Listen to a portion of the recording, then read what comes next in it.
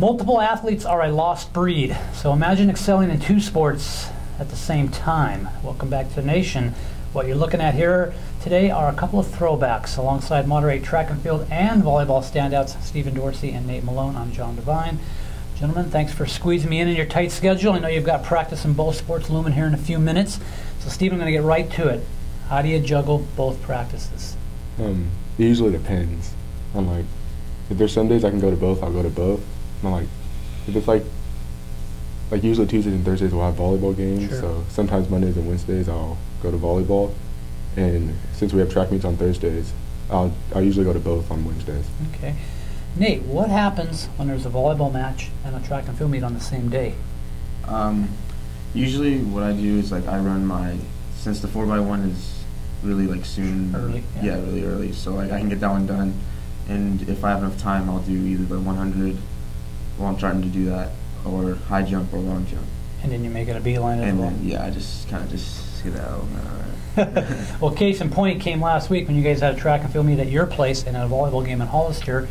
You go out and clear 6-4 in a high jump, you're on a relay team, and then you both show up at this volleyball game. Show up and miss the first game, I guess. Yeah. You're actually down 2-0, and then what, finally got warmed up for those final 3 games?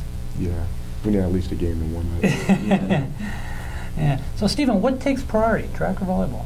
Track. Any reason? No, because I can go far in track, and it's my first year of volleyball, so. We should mention that last week he leaped a CCS leading and a career best 6'8" in a high jump, which is now ranked 3rd in the state. That was a 4-inch improvement. Where'd that come from? Technique. Just in one day, huh? How much higher can you go? I'm saying 7, 7 Oh, 2. all right. Nate, what's wrong with the 400 relay team? A friend of mine, Stephen Ventimiglia, one of your colleagues, also a two-sport athlete, was telling me that you guys have been DQ'd 4 times. Yeah. I think it's more because we need more practice on the handoffs.